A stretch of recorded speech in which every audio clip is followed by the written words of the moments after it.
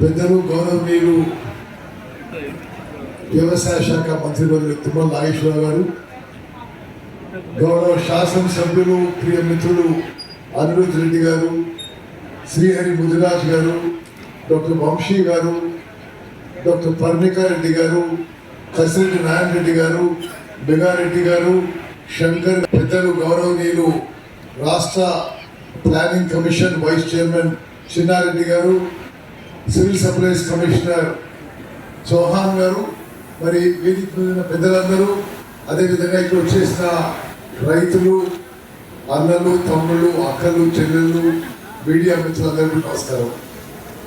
వాస్తవంగా రేపు ముఖ్యమంత్రి గారి పర్యటన సందర్భంగా రైతు పండుగ అని ఒక రాష్ట్ర వ్యాప్తంగా రైతులకు సంబంధించి మేము ఒక సంవత్సరం పదవీ కాలం పూర్తి చేసిన సందర్భంగా రేపు ఇక్కడ రైతుల బహిరంగ సభతో కార్యక్రమం చేద్దామని, దానికి అనుబంధంగా వ్యవసాయ శాఖ అనుబంధ శాఖలు, ఇరిగేషన్ శాఖ, అదేవిధంగా సివిల్ సప్లై శాఖ స్టాల్స్ ఎగ్జిబిషన్లో పార్టిసిపేట్ అవుతున్నారు. కాబట్టి ముందస్తుగా నేను అరేంజ్మెంట్స్ ప్రిపరేటరీ మీటింగ్గా ఇక్కడ రావడం జరిగింది.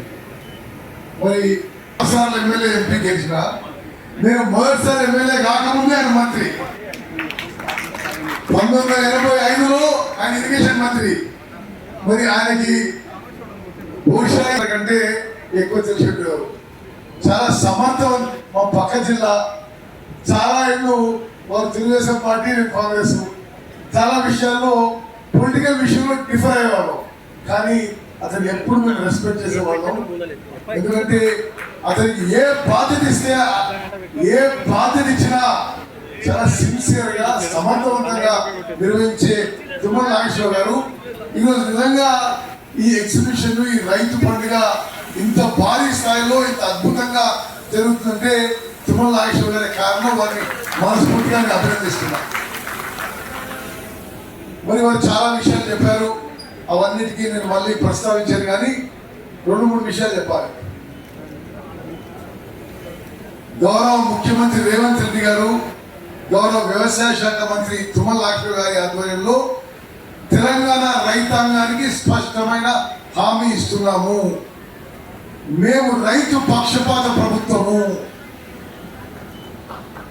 ప్రభుత్వం దగ్గర డబ్బులున్నా లేకున్నా, గతంలో పరిపాలించిన వాళ్ళు రాష్ట్రాన్ని అప్పులో ముంచిపోయిన రైతుల విషయంలో, వ్యవసాయ విషయంలో ఈ ప్రభుత్వానికి మీరే నెంబర్ 1 ప్రయారిటీ అని చెప్పి నేను మనం చేస్తున్నా. అసలు వ్యవసాయం అంటే ఏంది, రైతుల సంగతి అని తెలియని చాలా మాట్లాడుతున్నారు.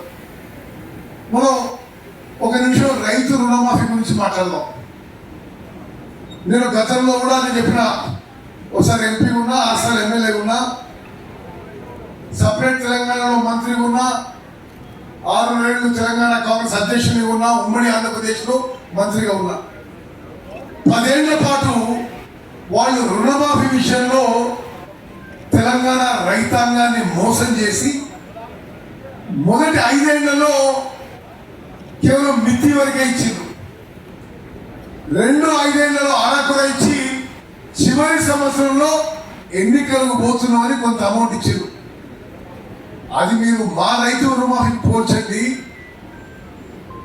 అప్పుల పాలైన ఈ రాష్ట్ర ప్రభుత్వంలో మేము వచ్చి తెలంగాణ రైతాంగానికి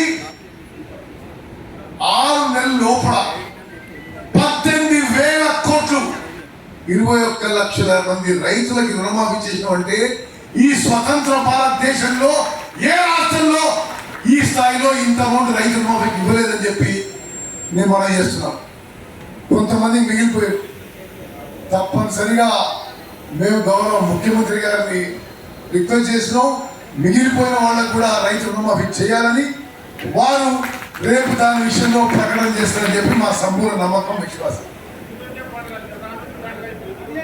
అదేవిధంగా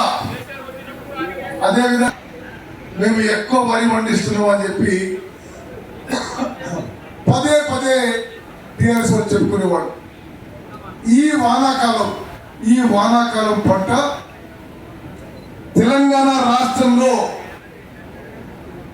స్వతంత్ర భారతదేశంలోనే రికార్డు. ఉమ్మడి ఆంధ్రప్రదేశ్లో కూడా ఇంత వరి పంట పండలేదు.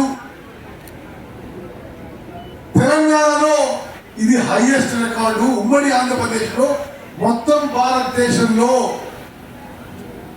ఎన్నడూ పండని వరి పంట ఈ వానాకాలం 66.7 లక్షల ఎకరాల్లో 153 లక్షల మెట్రిక్ టన్ల వరి ధాన్యం పండిందంటే మరి రేవంత్ రెడ్డి గారు, వ్యవసాయ శాఖ మంత్రి తుమ్మల నాగేశ్వరరావు గారి గొప్పతనం ఘనత చెప్పి నేను మనం చేస్తున్నాం.